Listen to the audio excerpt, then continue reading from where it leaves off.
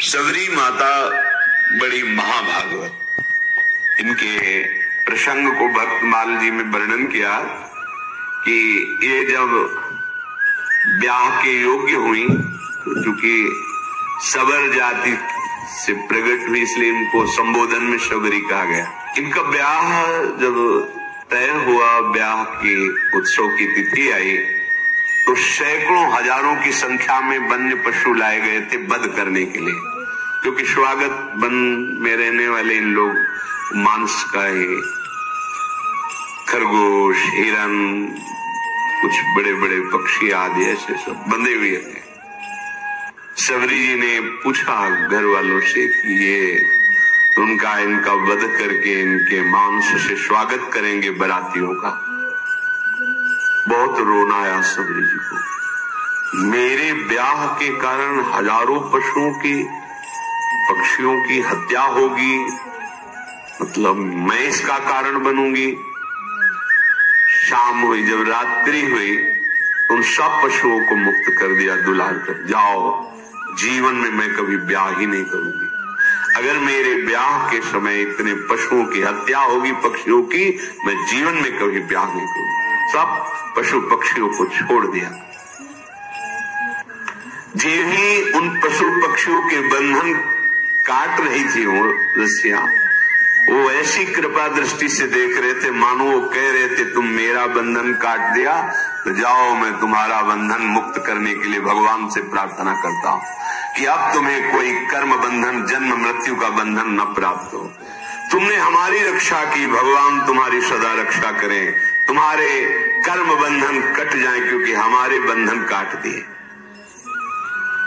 सबरी जी के हृदय में पशु पक्षियों को छोड़ने के बाद एक वैराग्य हुआ कि अगर मैं घर में रहूंगी तो फिर ब्याह की व्यवस्था यही सब करेंगे, भाग चलूं। रात्रि में ही भाग पड़ी। सबरी का महान पुण्य उदय हो गया, भाग निकली। बड़ा भाग्यशाली वही है जो संसार से भाग पड़े भगवान की तरफ। सबरी जी विचार किया किसी भी गांव में जाएंगी तो पकड़ी जाएंगी और ये लीला फिर होगी, इसलिए वन में चलती हैं और एकांत वन में रहने का अभ्यास था ही। सबरी जी भागकर इसी वन में आई।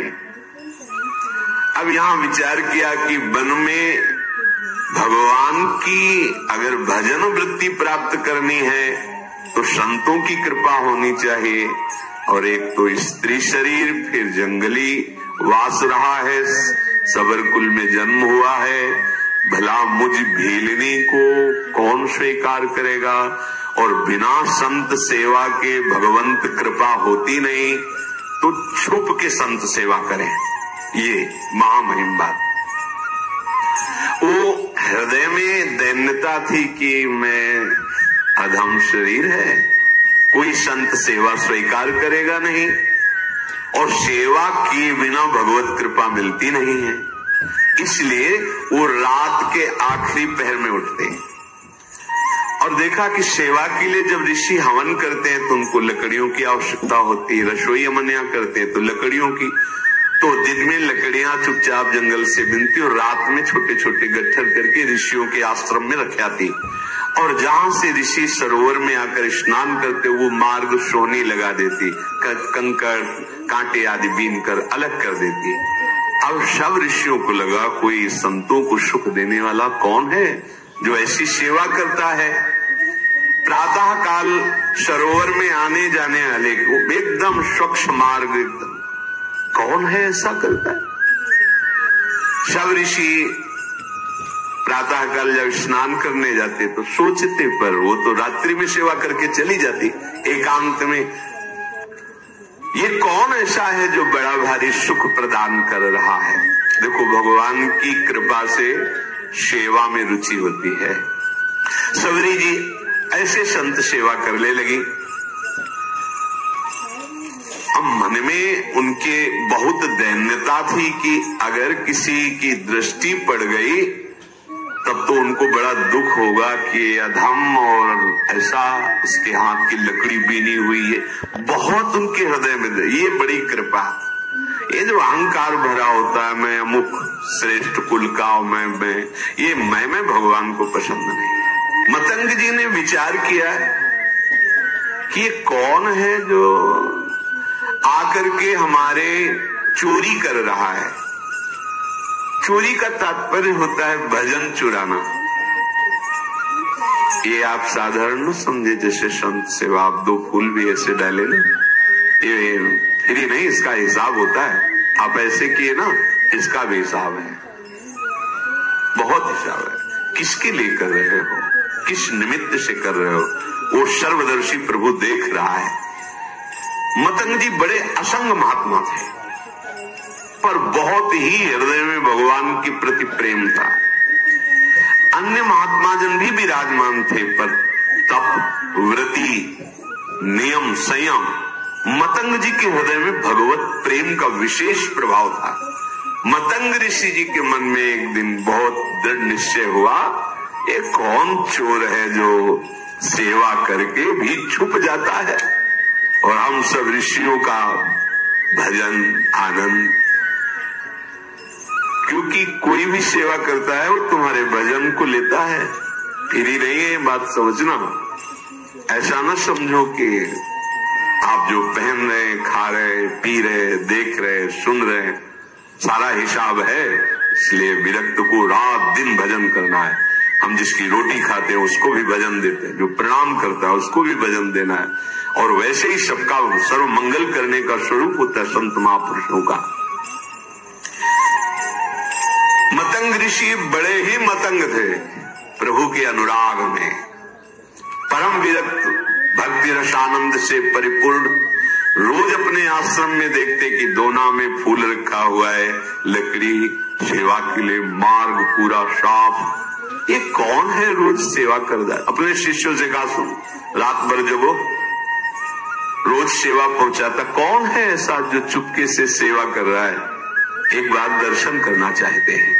सब शिष्य रात में जगह, अलग अलग जगह छुप करके खड़े हो गए। धीरे धीरे सबरी जी आई, दोने कैसे पुष्प रखकर लकड़ी जे ही, तो कौन है? सबरी जी तो एकदम मानो सूख गए कि अब तो जान गए, अब सेवा छूट जाएगी। देखो किस बात का दुख है, अब सेवा छूट जाएगी। अब कोई भी ऋषि हमारी सेवा स्वीकार नहीं करेगा। एक तो स्त्री शरीर, दूसरा सबरपुर में जन्म, ये सब महान ब्रह्म ऋषि हैं, ये सब हमें हटा देंगे। मेरी सेवा बहुत विकल होकर शांत खड़ी हो गई। मतंग जी जब आए तो देखकर आंसू निकल पड़े। खान पान की कोई व्यवस्था नहीं, झाड़ियों में छुप के रहती संत सेवा, आंसू निकल पड़े। सबरी जी की कैसी सेवा? जान गए तो सब कुछ गई कि शायद अब सेवा छूट जाए। आंसू की धारा बहने लगी और कहा, बेटा ऐसे सेवा करती, कहाँ रहती हो? उन्होंने कहा, प्रभु झाड़ियों में छुप के रहती। पूरी कथा बताई भाग। अच्छा, अब तुम निश्चिंत हो जाओ। सबरी जी से कहा, अब तुम निश्चिंत हो जाओ, तुम्हें अब कोई चिंता नहीं करनी चाहिए। भगवत भक्ति का प्रभाव ऐसा है कि वो न जाति देखती है न शरीर देखती है। तुम स्त्री शरीर हो कि पुरुष शरीर हो, किस जाति को, किस कुल के हो, ये भक्ति महारानी जिसके हृदय में आ जाती है, भगवान उसके अधीन हो जाते हैं। सबरी जी को मतंग ऋषि ने ऐसे वचन के द्वारा साहस दिया और शिष्यों से कहा कि तुम जानते हो ये कितनी पवित्र है। ओहो, बहुत बड़ी बात। भक्ति को प्रताप ऋषि जानत, निपटने के केऊ कोटि विप्रताई यहाँ पे वार डारिए। मतंग जी ने कहा कि आज के बाद तुम्हें छुप के रहने की जरूरत नहीं। आश्रम में ही एक पर्ण कुटी सबरी, इसमें तुम विराजमान हो। और कहा कि आज तुम्हें हम मंत्र दीक्षा और नाम दीक्षा दोनों प्रदान करेंगे।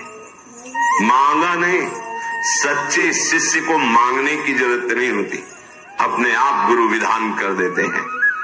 देखो, वास करो इस कुटिया पे, और तुम्हें आज मैं मंत्र दीक्षा और नाम भी दिया। मंत्र भी प्रदान किया।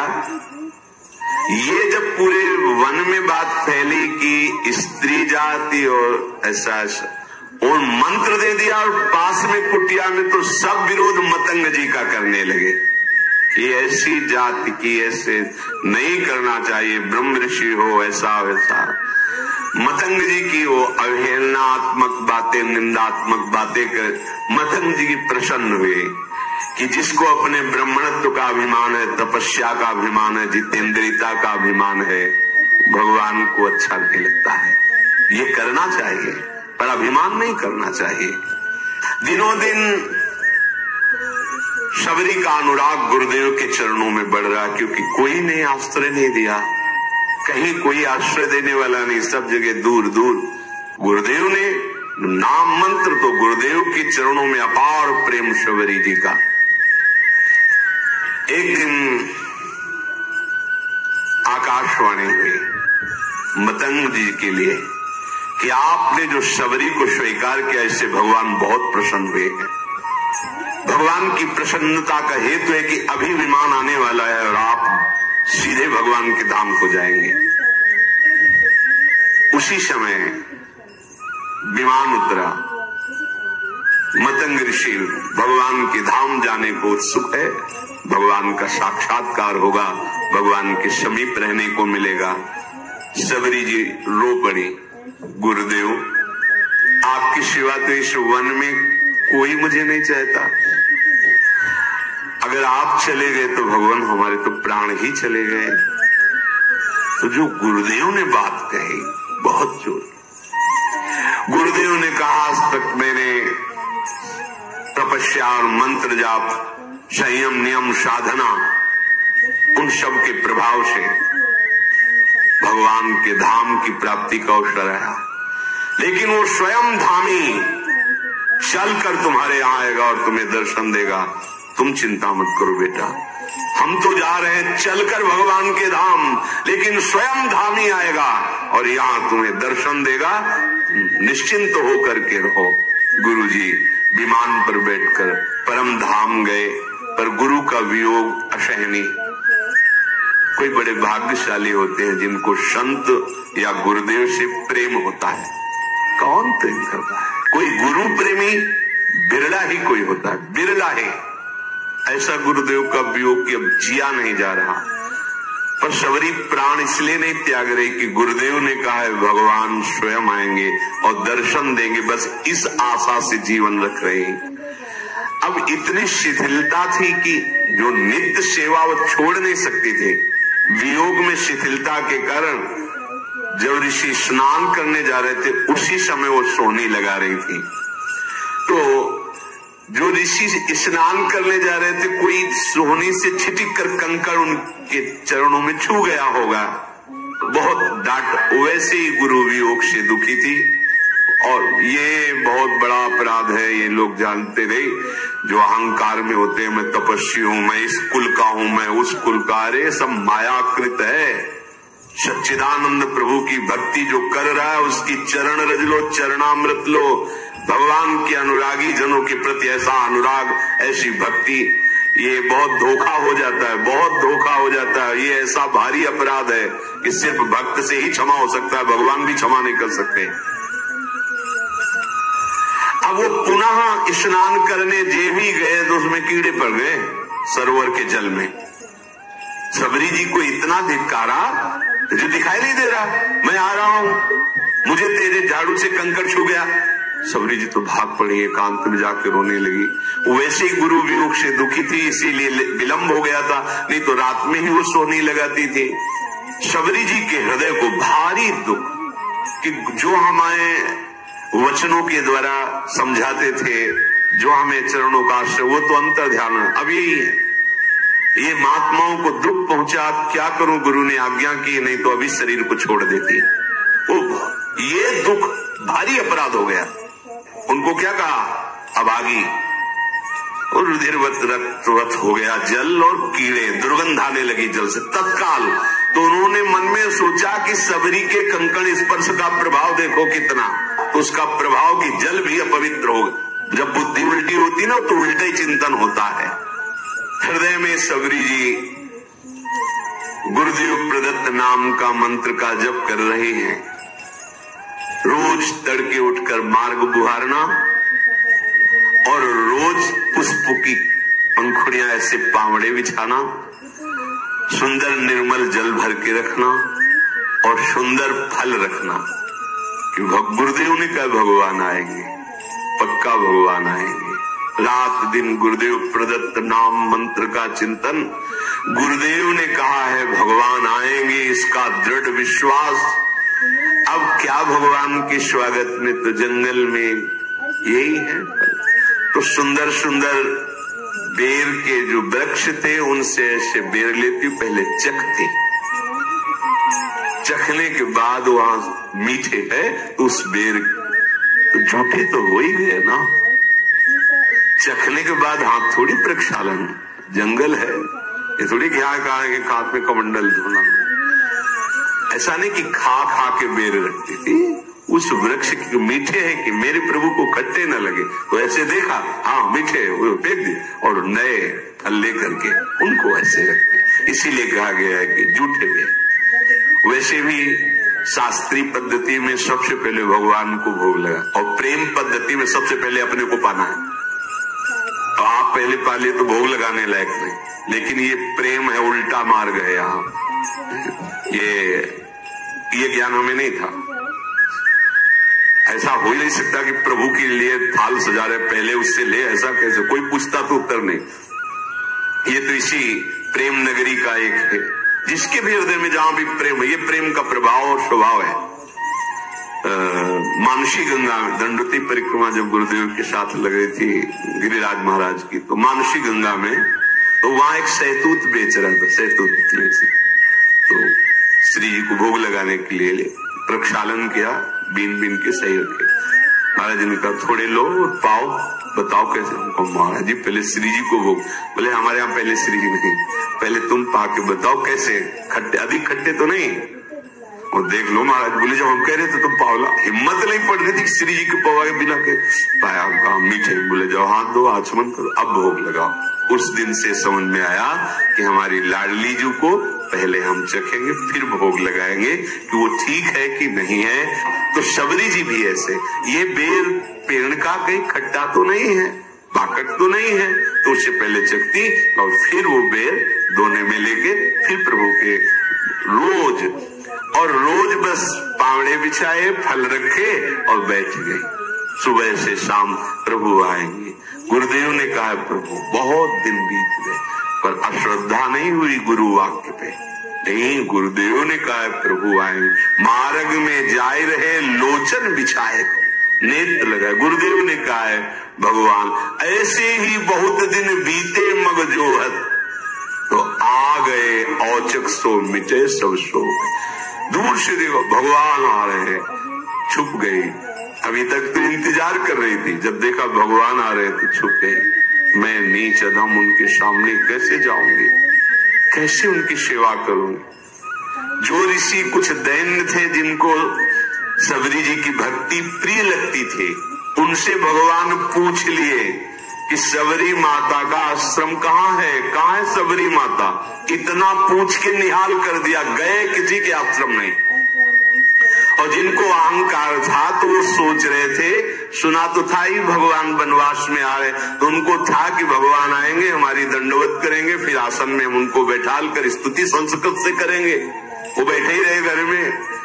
भगवान पूछ लेते सबरी माँ किधर है, कहाँ विराजमान है। वो अपने को निहाल मानते, जिनसे भगवान पूछ लेते कहाँ है सबरी, किधर है सबरी रहते ऋषि। प्रभु यही मार्ग है, ये जो बावड़े बिछे सबरी जी ने बिछा। आगे जो मतंग ऋषि का आश्रम, वहां सबरी जी विराजते। तो भगवान कहते जैसे सबरी जी के लिए एक पल समय करोड़ों कल्प के समान व्यतीत हो रहा है, ऐसे राम जी के लिए किधर है, मैं अपने कब भर नेत्र सबरी जी के दर्शन करूं। उधर सबरी जी जो सो वही भगवान सो। मतंग ऋषि के आश्रम में आए और जो शिष्य जन खड़े थे, कहाँ है सबरी जी, कहाँ भाग्यवान सबरी जी, मेरे नेत्र तरस रहे उनके दर्शन के लिए।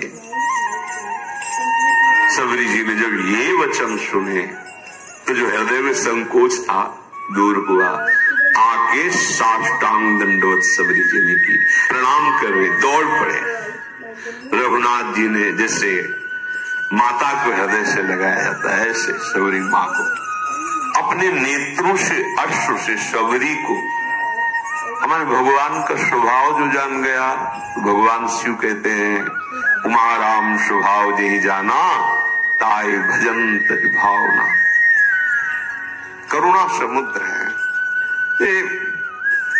आप खुद भजन करोगे तब आपको पता चले, आपका हृदय जब थोड़ा सा भी प्रभु से अपनापन करेगा तो आप खुद समझ पाओगे प्रभु के सिवा कोई ऐसा प्यार करने वाला त्रिभुवन में नहीं है। भगवान ने सबरी जी का हाथ पकड़कर अपने समीप बैठा। ये प्यार, वो ऋषि कंकड़ छू गया तो कितना कड़ुआ बोल रहे, ए नीच, ये भगवान हृदय से लगाकर अश्रुओं से अभिषिक्त करके अपने समीप सबरी जी को बैठाला। सबरी जी को स्मरण आया कि जो प्रातः ही फल रखे थे प्रभु के लिए, दौड़ के गई, फल लाई। भगवान, वाह, मेरा वनवास का सारा कष्ट दूर हो गया तुम्हारे फल पाके, बड़ाई कर। भगवान ने कभी 56 भोग की बड़ाई नहीं की, कहीं भी ऐसा नहीं। उस बेर को पा पाकर कह रहे कि आज हमारे वनवास का श्रम दूर हो गया। कितने सुंदर स्वादिष्ट अमृतमय फल भगवान बड़ाई कर रहे हैं सबरी के द्वारा दिए, इसीलिए प्रशंसा कर रहे हैं प्रभु सबरी जी की। अब जब ऋषियों ने सुना कि आश्रम आने की तो बात जाने दो, इस गली में भी प्रभु नहीं आए, तो सबको लगा अंदर कि हमें लगता है कोई हम लोगों में तपस्या में त्रुटि हो गई क्या, क्योंकि सब तपस्या का फल तो भगवान है और भगवान आए ही नहीं हमारे घरों। तो हमें चल के लोचन लाभ तो ले लेना चाहिए, भगवान के चरणों में प्रणाम करना चाहिए। सब ऋषि जो थोड़ा सा अपने में ब्रह्मणत्व, तपस्या, जितेंद्रियता आदि आदि मानते थे, उनको आना पड़ा। वो प्रभु के समीप आए, अब भी बुद्धि काम नहीं कर रही। प्रमाण मिल चुका है कि सबरी जी कितनी पावन है। उनके मन में आता है कि बड़ी समस्या पैदा हो गई है, अगर वो सरोवर का जल भगवान अपने श्री चरणों से स्पर्श कर दे तो निर्मल हो जाएगा और हम लोगों के प्रयोग में आ जाएगा, क्योंकि सबरी की अपवित्रता के कारण वो दूषित हो गया था। वो लोग भगवान को प्रणाम किए और भगवान बैठे हुए तो निवेदन किया। वो सब ऋषि लोग अभिमान त्याग कर भगवान के पास आए और भगवान से कहा कि प्रभु, इस सरोवर का जल जो है नीच जनों के द्वारा छूने से कीड़े पड़ गए, अपवित्र हो गया, तो हम ब्रह्म ऋषियों की सेवा में नहीं, आप अपने श्री चरण। तो भगवान ने कहा, नहीं, हम तो आप ऋषियों के चरण सेवक हैं, आप देखो अपना चरणामृत डाल करके, क्योंकि आप तपस्वी जितेंद्री ब्रह्म ऋषि हैं, हम तो आपके सेवक हैं, आप डाल के देखो। उनको लगा कि एक बार भगवान कह रहे थे, डाले जाके तो और दुर्गंध पैदा हो गई। आए, बोले प्रभु ठीक तो हुआ नहीं, तो बोले हमारे चरण से तो ठीक होगा ही नहीं। उनका नहीं प्रभु, आपके चरणों का प्रताप तो है ही, क्योंकि शिला छू गई तो अहिल्या के रूप में प्रकट हो गई, तो पानी तो बोले सही मानो, अगर हम चरण रख देंगे तो और बड़े बड़े कीड़े हो जाएंगे। अगर उसे स्वच्छ करना चाहते हो तो तुम सबरी के चरणामृत उतारो, फिर डालो जाके। अब भगवान का आदेश, बड़े बड़े ब्रह्म ऋषि सब बोले केवल एकमात्र सबरी जी के चरण स्पर्श किए हुए जल से ही वो पवित्र हो सकता है, दूसरा कोई उपाय नहीं, क्योंकि तुम सबसे भयानक अपराध बनाए। स्त्री जान करके, नीच कुल की जान करके उनको तुम धिक्कारा है, तुम उनको ऐसी भावना से ये अपराध तुम्हारे सारे तप को, सारे प्रभाव को नष्ट कर दिया। अगर तुम कहीं अपने जीवन को कृतकृत्य करना चाहते हो, सरोवर के जल और हृदय को स्वच्छ करना चाहते हो, तो सबरी जी का चरणामृत ही काम करेगा, दूसरा कुछ नहीं।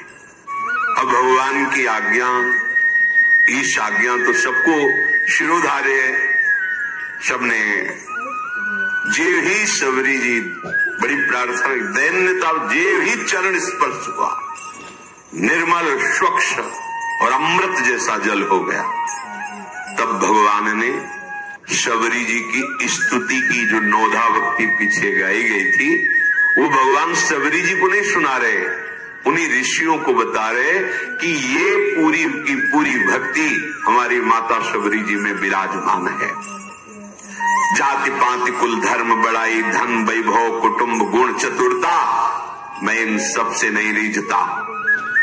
हे सबरी जी, आप में तो 9 भक्ति विराजमान है, जो गति योगियों के लिए भी दुर्लभ है, आज मेरे सामने ही तुम्हें वो दुर्लभ गति प्राप्त होगी। मेरे दर्शन का फल है, जीव अपने ब्रह्म स्वरूप को प्राप्त हो जाता है। मम दर्शन फल परम अनुपा, जीव पाओ निज सहज स्वरूपा। फिर कहा कि सबरी जी आप यहाँ विराजमान, कहीं जानकी जी को यहाँ से जाते हुए ऊपर कोई तुम्हें ऐसा कुछ खबर है क्या?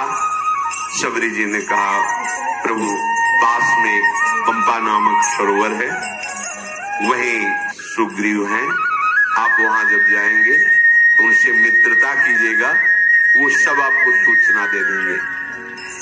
हे नाथ, आप कुछ देर रुको। और सबरी ने एकदम एकाग्रता की और उनके शरीर में योगाग्नि प्रकट हो गई। भगवान के सामने ही पांच भौतिक शरीर का लय करके भगवत धाम को गई।